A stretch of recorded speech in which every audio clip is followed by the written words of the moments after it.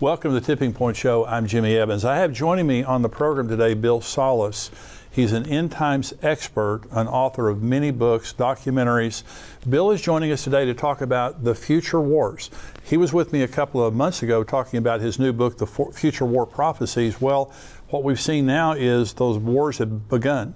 And so we're going to be talking today about Psalm 83 war, which we're seeing the beginnings of right now, all the different wars prophesied to happen in the relatively near future before the tribulation. Bill is going to be talking about all of that. We're going to be talking about the tribulation, everything that's going to be happening prophetically, especially as it relates to Israel and the wars that are going on right now. Stay tuned. This is an exciting show.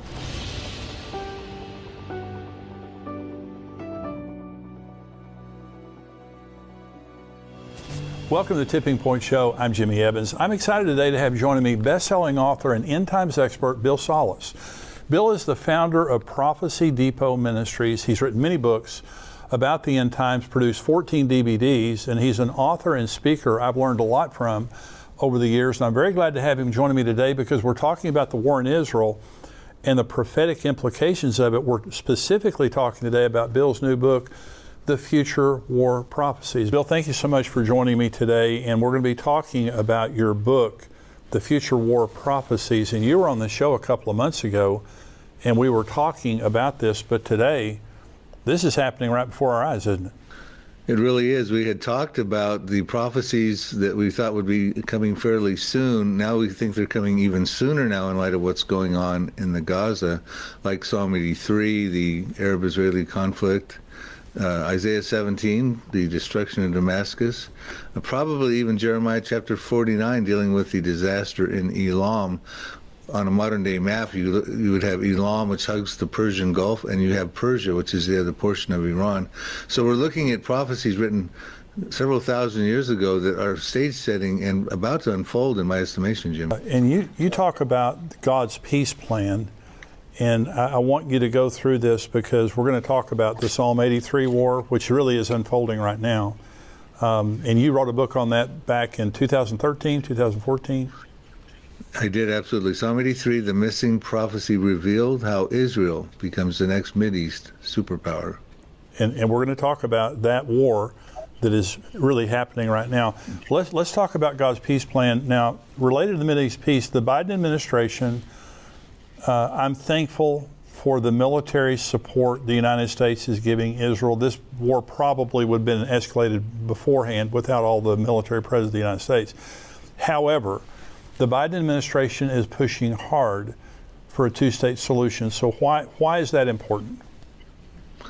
Right. Well, he's following the same failed footsteps of his predecessor. Clinton, of course, tried to do it in 2000 at the Camp David summit with Ehud Barak, the then Prime Minister of Israel, and Yasser Arafat. Of course, Yasser Arafat walked out when so much was offered, but he didn't accept it. And then, of course, George Bush tried the same thing in 2005, and even Obama with John Kerry in 2014. Matter of fact, I introduced this peace plan that we're going to talk about in Jeremiah chapter 12 at that time in April of 2014 on the Daystar program with Marcus and Joni, and she'd asked me because there was negotiations going on with John Kerry and Mahmoud Abbas for the Palestinians and Netanyahu, of course.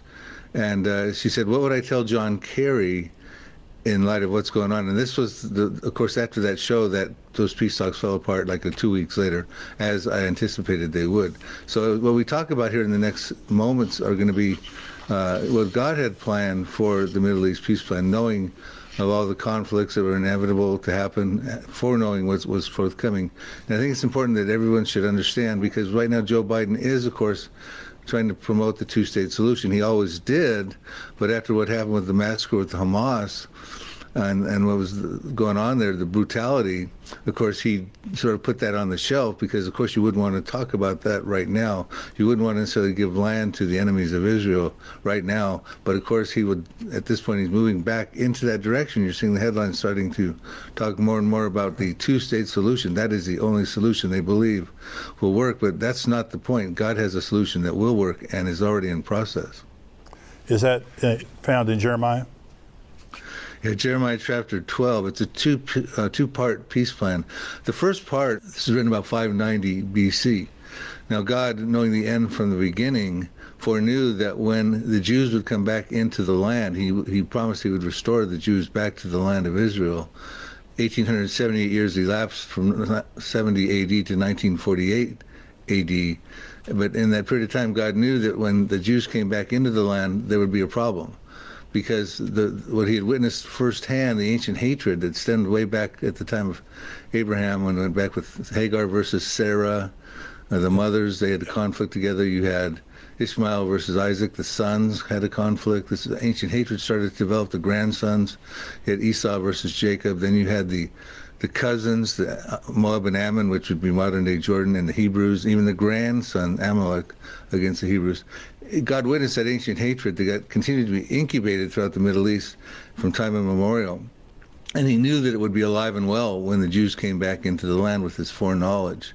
So he had to put together but not only alive and well, but now deeply embedded into a Jew-hating, violent religion of Islam. And of course, we've seen that happen ever since Israel came back in the land in 1948. So he knew that was going to be the case, but he's a very compassionate God, Jimmy. And you're going to see in his plan here, he's so long-suffering that he wishes, of course, none would perish. That's why he sent his son, Jesus Christ, even those who were worshiping the false god of Allah. And we're going to read about his compassion for them.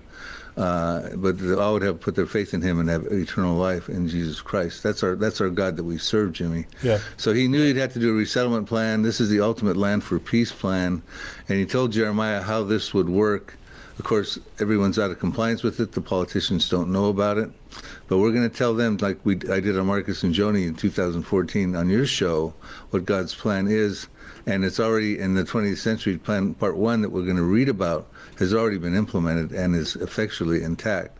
Wow. And what it says here, thus says the Lord, against my evil neighbors. Now notice that, neighbors in the neighborhood, he's calling them evil, not calling them good, who touch the inheritance which I have caused my people Israel to inherit. Of course, that's the promised land. Behold, I will pluck them out of their land and pluck out the house of Judah from among them. And we'll stop there. Evil neighbors, they got to be resettled. These are Arabs who were living in what was formerly called Palestine. He's going to pluck them out. Forceful language. They're not going to go voluntarily. He's going to pluck them out. He's going to move them back into the lands of their heritage.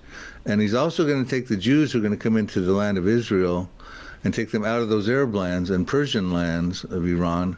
And he's going to move the Jews into, and it says he's going to pluck them out also, meaning forceful language for them as well, not necessarily wanting to go voluntarily, a lot of them. So we find out that in the 20th century, God had already made sovereign moves in that direction. And what we find out after the Ottoman Empire lost in World War I, and it collapsed after 400 years of reign over the Middle East, from 1517 to 1917, that all of a sudden now the Arab states start to get their statehood again. God is going to bring the Arabs back into their states. He's going to have compassion on them, take them back to their heritage. We find out in 1922, you had Egypt was regained its statehood. We find out in 1932, Saudi Arabia and Iraq got their statehood. So we see God's in works here, doing this sovereign act. 1935, Persia became Iran, formerly called Persia. 1943, Lebanon got its statehood. 1946, Jordan and Syria. And then, of course, now it's Israel's turn in 1948. Now, actually, Israel should have been the first state to get a statehood back in 1917, but the British Empire didn't have that happen with the Balfour Declaration. And, of course, at that time, the sun always used to set on the British Empire. They controlled about a fifth of the world's landmass and about a sovereignty over about a quarter of the Earth's population. But in 70 years from that time up until their decline, the sun always sets on the British Empire at this point in time, because they did not do what they were supposed to do in 1917, and they subjected the Jewish people to the Holocaust, and 6 million of them, of course, were exterminated by Hitler. So World War I prepared the land for the people, and World War II prepared the people for the land. Wow. So God put all this together. He put all the statehoods together like he said he would. And he's going to pluck these Arabs out, and he did. And he brought them back into their statehood, and he's bringing the Jews back into their place. And it goes on to say in verse 15, then it shall be after I have plucked them out, then I will return and have compassion on them and bring them back, everyone to his heritage and everyone to his land. Everyone, not just the Jew, but the Jew and the Gentile, the Arabs, to their heritage, and he will have compassion on them. This is the compassionate plan that God had, a land for peace still extraordinaire, a resettlement plan that God had put in the lips of Jeremiah's prophecy back 590 BC. But he goes on to say, and this all happened in the 20th century, like I said. In the 21st century, now here's what we've got in store, what's forthcoming at this point in time.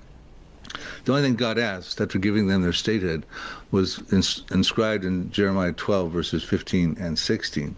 And it says, and it shall be that if they will learn carefully the ways of my people, speaking about the evil neighbors, to swear by my name, not Allah, not the false God, but Jehovah, as the Lord lives, as they taught my people to swear by Baal, the false god, during Jeremiah's time, Baal, the Jews were worshiping Baal, and they were actually sacrificing their children to this false god, Baal.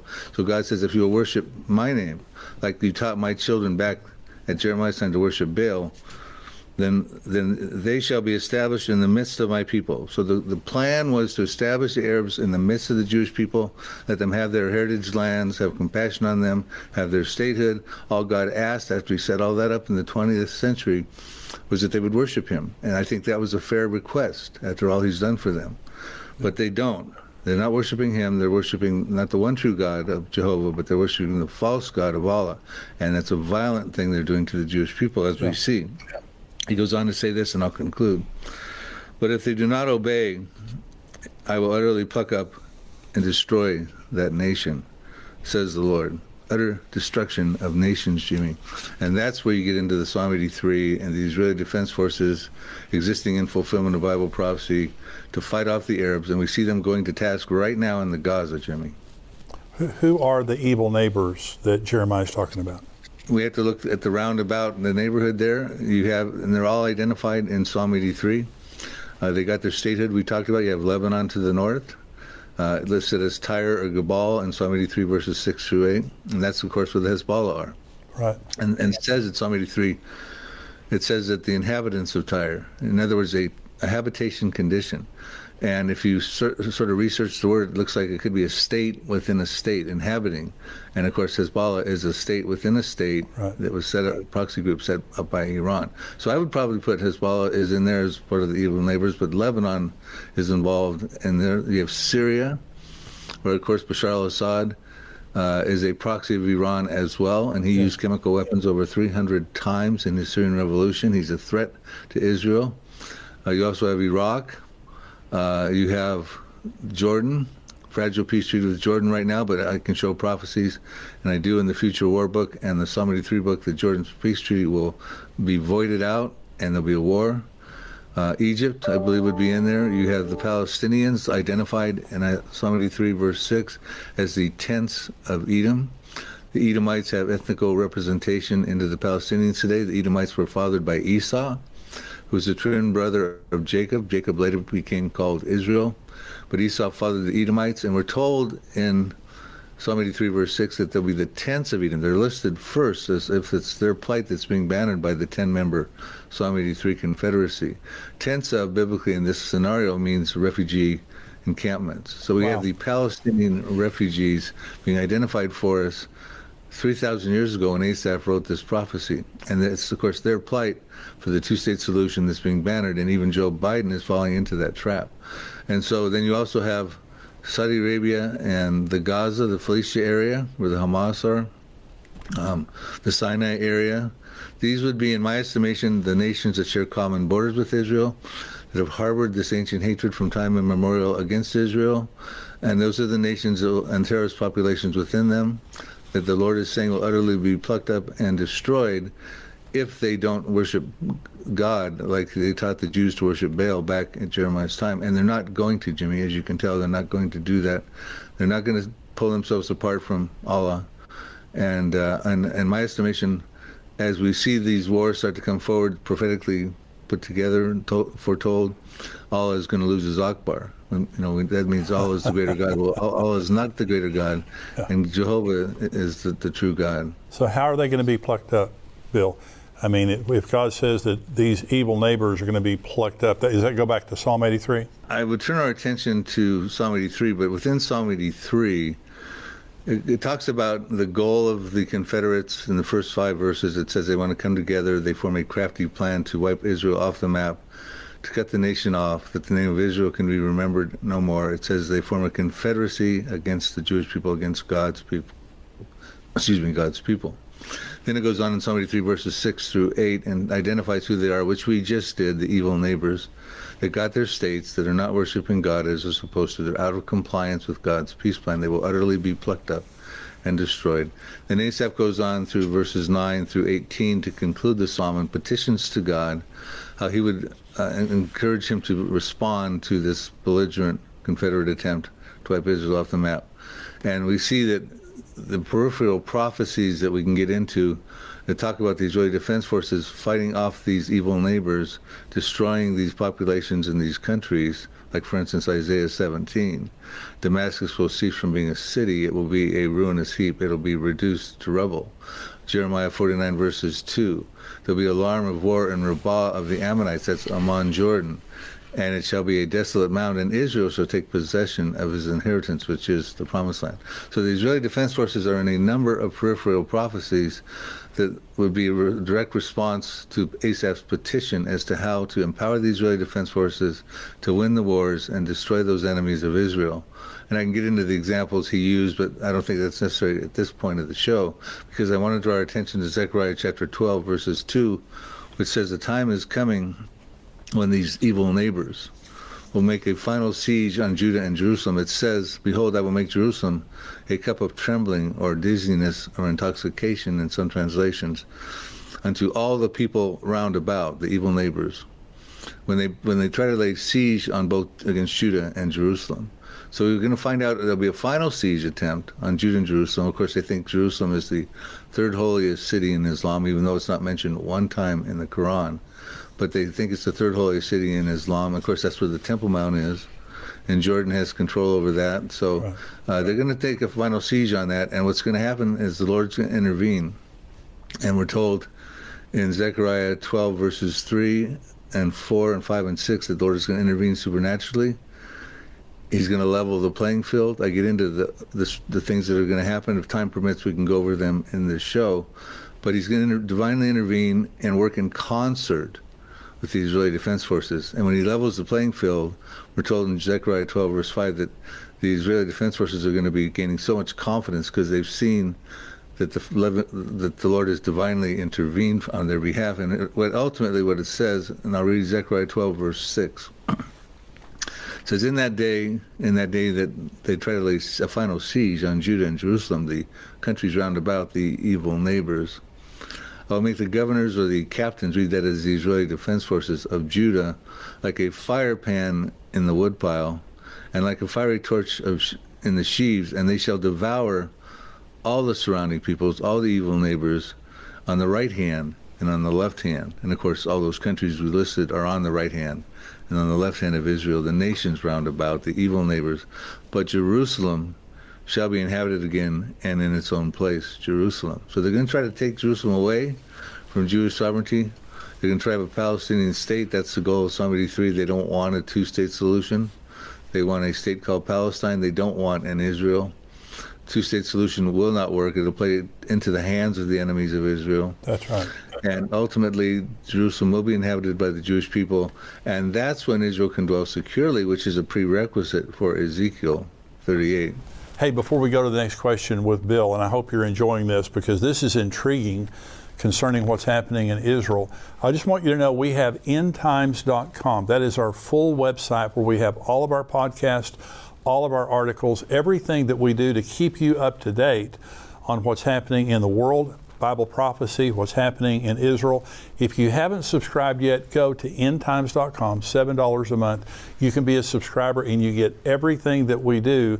And this is a time right now in world history where we need to stay encouraged, we need to stay informed, and this is what we're there for. If you haven't subscribed yet, go to endtimes.com, $7 a month, become a subscriber.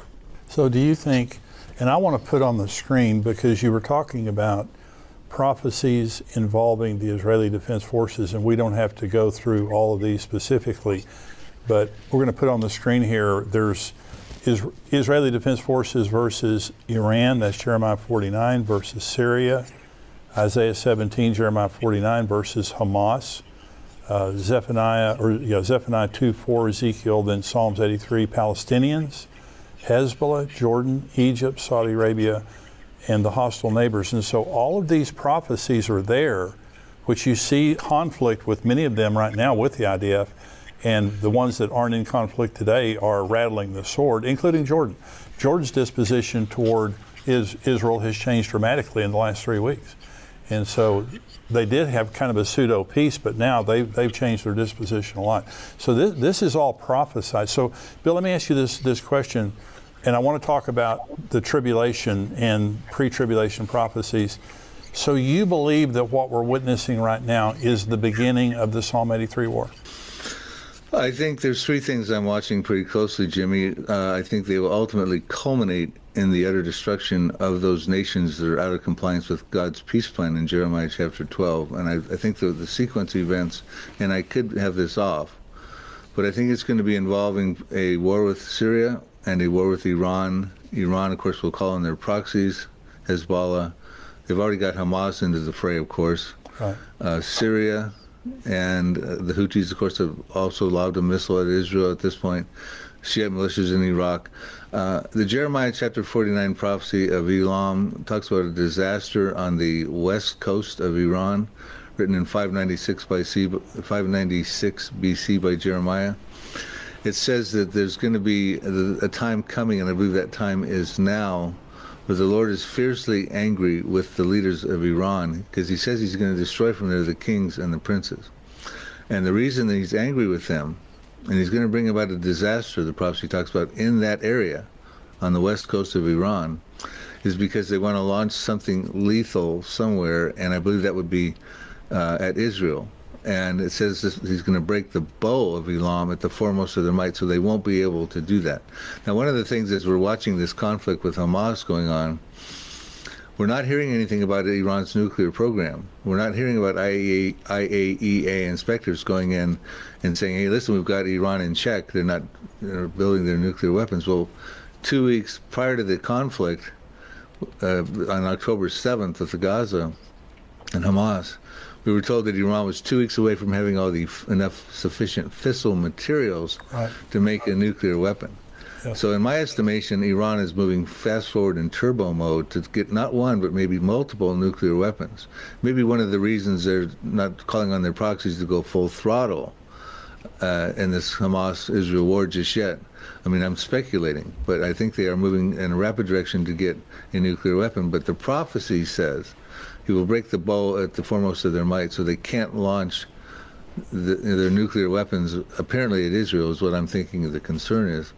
And when we look at what's going on in Iran, that west coast, that Elam territory, which hugs the Persian Gulf, it is where Iran's got all of its underground missile silos, portable rocket launchers, its underground air base, its intercontinental ballistic missiles, which can hit Israel in 400 seconds, which is 6.66 minutes.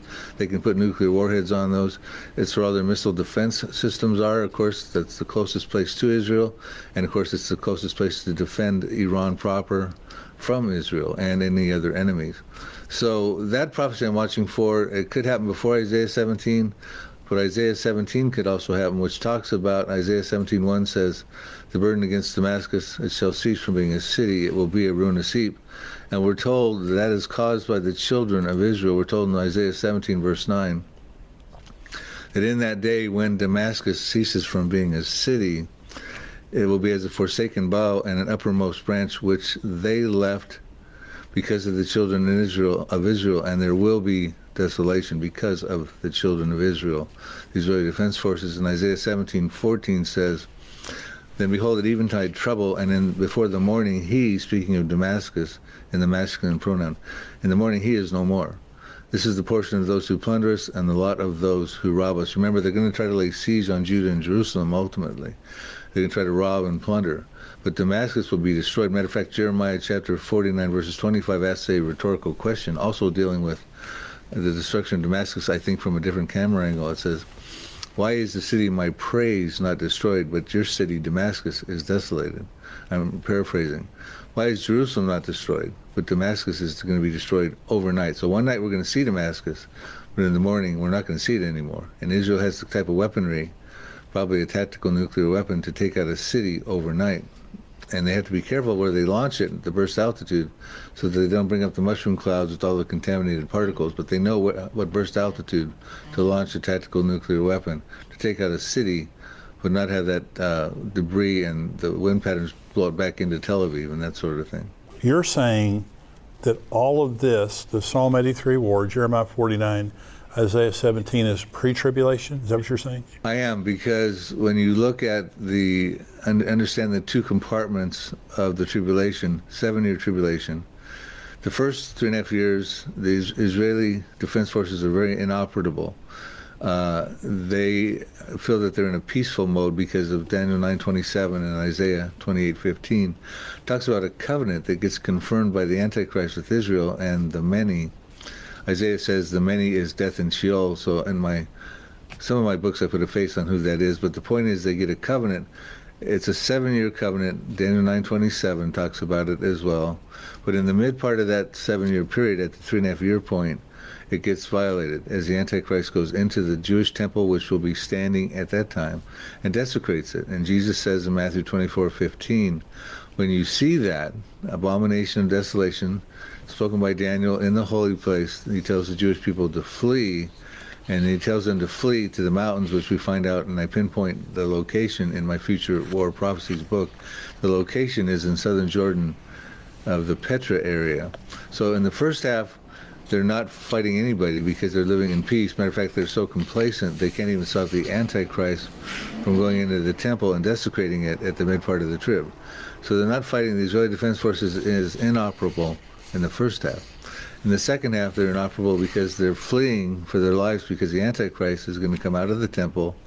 He's trying to commit genocide of the Jews, and according to Zechariah 13:8, 2/3 of the Jewish people in the land will be cut off. But Zechariah 13:9 says, but 1/3, a faithful remnant, will come through that tribulational period, and they'll call for Jesus Christ to return at the second coming. They say, blessed is he who comes in the name of the Lord, fulfilling Matthew 23. And he will come for them, and he will rescue them, and he will destroy the Antichrist and his armies at that point in time. So they're not fighting in the first half, they're not fighting in the second half. They're not fighting in the millennium because we're told in Micah 4 that the Lord Jesus Christ will turn the spears into plowshares, and the swords into plowshares, the spears into pruning hooks, and they shall not learn war anymore. So they're not fighting in the tribulation, they're not fighting in the millennium, so they have to fight before the tribulation, Jimmy, and that's what we're seeing happening already right now. Matter of fact, Ezekiel 37:10 says that the Jews will come out of the Holocaust and become an exceedingly great army. Yeah. And that's what we're going to start to witness here. We have the wars that need to happen before the tribulation begins. And by the way, I want to mention again, your Future War Prophecy book, you talk about all of this. You were on the show a couple of months ago and we were talking about all this. But October 7th, this is now. I mean, you see unprecedented anti-Semitism in the world right now. And anti-Semitism is a requirement for the end to happen. You know, and especially, and I want to talk about the Antichrist in just a minute and the covenant of peace. I want to talk about that again. Psalm 83 is this war of the immediate neighbors of Israel, these evil neighbors. And we see that unfolding right now. We don't know exactly when it's all going to happen, but part of it's happening right now. Jeremiah 49 is a strike on Elam. This is the area, Bill, I just don't know how much longer Israel can wait before they have to, it has to be preemptive. They can't wait to be struck by a nuclear weapon. They're just too small. They're too vulnerable. And so, I mean, personally, and I've been saying this now for several years because there's been talk about how soon, you know, Iran would get a nuclear weapon, but it just seems as though they're very close by all estimations. But then you have the Jeremiah 49, then you have the Isaiah 17 where Damascus is a trafficking spot right now for Iran. Israel's bombing Damascus just about every day because of the Iranian activity there. It's Grand Central Station for all the bad actors that are coming into that area of the world. And so those wars, and then Ezekiel 38 and 39, which is a massive war that God himself wins. And so all of that happens. So, and I know that we don't set dates But it seems to me like, Bill, one of the ways that I said this, since October 7th, I just don't think you're going to put this genie back in the bottle. Now, there will be an Antichrist that comes, and this covenant of peace is going to supposedly, for a period of time, solve the problem. And he's going to be the answer man. He's going to be the new Messiah. But between now and then, do you see an escalation in all of this? Well, it's going to escalate. Is it going to escalate in the near future? I kind of agree with you. This Gaza thing is probably going to catalyze into something much deeper and prophetic implications. Israel is attacking Syria. They have been for quite some time. They are now also having skirmishes with Hezbollah to the north, and they also took out an inbound missile from the Houthis, another proxy of Iran, way down in Yemen. So they're involved in this, but it's at this point it's kind of crosstown rivalries rather than a full-on biblical war. But they're ultimately going to be in the biblical wars fulfilling these prophecies. The question is how soon. And in light of what's going on with Hamas right now, I would have to suggest that's going to be very soon. And I don't think, like you said, the Pandora's box has been opened. You can't put that genie back in the bottle. They're talking about a ceasefire. The world's clamoring for a ceasefire in the Gaza, more than any humanitarian aid. And Egypt's coming out saying, we don't want any of these refugees. That'll be a declaration of war. That was General Sisi said that.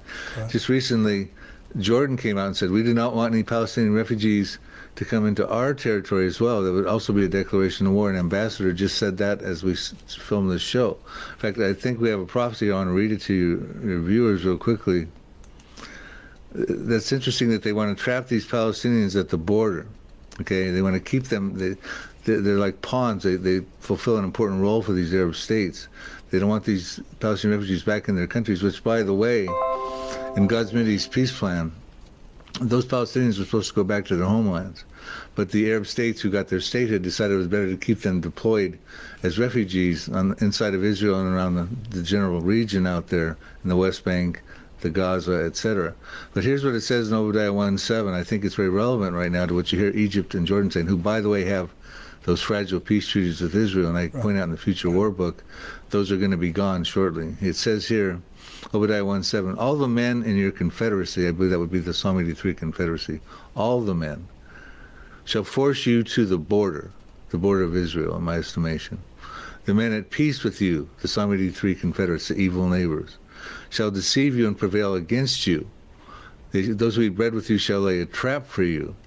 No one is aware of it. So in other words, I believe it's a trap. Now, I don't believe the Arab states realize it's a trap, but God's saying it's a trap because they got nowhere to go. Right. And then the Arabs aren't going to let them back into their land. So I think we have another prophecy to be watching right there, Obadiah 1:7. The men in your confederacy will keep you at the border. And I think we're seeing that going on as well.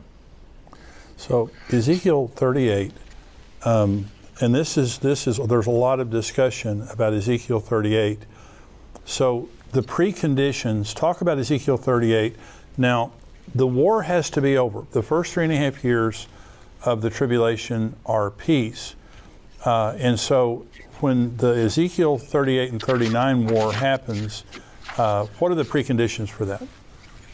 Right, and let me clarify something just before we skip to this topic, because I think the stage gets set for Ezekiel 38 after Israel wins wars, and I'll tell you why in a moment. But when we talk about the peace covenant, a lot of people think it's a peace between the Arabs and the Jews, a politically brokered peace deal that's going to resolve the Arab-Israeli conflict.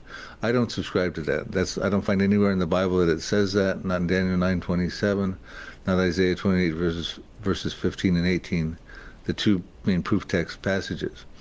What I do believe is that conflict is going to end militarily, and that's what the Israeli Defense Forces are going to be involved in, utterly plucking up those nations. But what I do believe, and I put 3 clues forward in my Last Prophecies book, which is Last Prophecies, the first 3.5 years of the tribulation. What I do put forward is that the Jews are going to get involved in this false covenant, not realizing it's a false covenant, because they want to build their temple. It's going to facilitate their ability to build their temple. I put 3 clues forward as to why that's the case. I'll give you just a couple of them real quickly. One of them we're told in Revelation chapter 11, verses 1 through 4 or 5 in there. The first half of the tribulation, the first thing that John's doing, representing the Jewish people, is he's measuring the inner court and the outer court He said, well, don't measure the outer court, that's for the Gentiles, but measure the inner court and those that worship there. So he's measuring a temple, which would be the case. You do that immediately if you have the ability to do that once the covenant has been confirmed. Also, Isaiah 28, verses 16 and 17. Isaiah 28:15 talks about the covenant. It says, you'll make a covenant with death, you'll be in agreement with Sheol, so that when the overflowing scourge passes through, whatever that's going to be, and I put a face on that in my books, it will not come over you. You may sign on this in lies and falsehood. In other words, it's politically expedient for the Jews to sign this covenant so they can build their temple. They want to build their temple because they think that will hasten the coming of the Messiah, because they don't realize Jesus already came as the Messiah. They think it's going to bring the Messiah, and he's going to take care of that overflowing scourge and usher them into the Messianic kingdom. The clue, it goes on to say, Isaiah says in 28:16-17, I'm paraphrasing, he says, don't be hasty with this covenant. He says, you think you're going to build the temple, the measuring rod, the cornerstone. He starts listing all the things that would be an ingredient to build a temple. He says, don't be hasty, because he's telling them the Messiah's already come, and the chief cornerstone, the sure foundation, all those things in the New Testament that talked about Jesus Christ. He's telling them those things have already come. So I think it's another reason why he's saying don't your temple's not sanctioned, and I think that's another clue why that's what the true content of the false covenant is. Wow. And so the peace, obviously, Ezekiel 38 talks about when they're regathered, they're going to be living in peace, unwalled villages, when they're attacked by the Gog-Magog coalition. So the Psalm 83 war obviously has to be over by then, is that correct? There are preconditions, and unless these preconditions are met, Ezekiel 38 can't happen. And Israel has to be brought back into the land, regathered. This is Ezekiel 38, 7 through 12. Regathered from the nations, check mark, that's going on. In the latter years, check mark, we're in the latter years. Brought back from the sword of persecution, check mark. Into a land that had long been desolate, check mark. Those things are there, but those aren't the only preconditions. They must be a peaceful people dwelling tranquilly, living in a land of unwalled villages. They must be dwelling securely without walls, bars, or gates. They must have silver and gold and acquired livestock and goods, and possessing great plunder and booty, because that's, of course, the motive of Russia's coalition of Ezekiel 38. Right. Unlike Psalm 83, they want to take the land of pastures of God for possession. Psalm 83, verse 12, Russia's coalition, separate coalition. Following Psalm 83, they want to take the prosperity of Israel, their livelihood, their plunder, and their booty. Now, Ezekiel 38 can't happen just yet because Israel's not dwelling peacefully.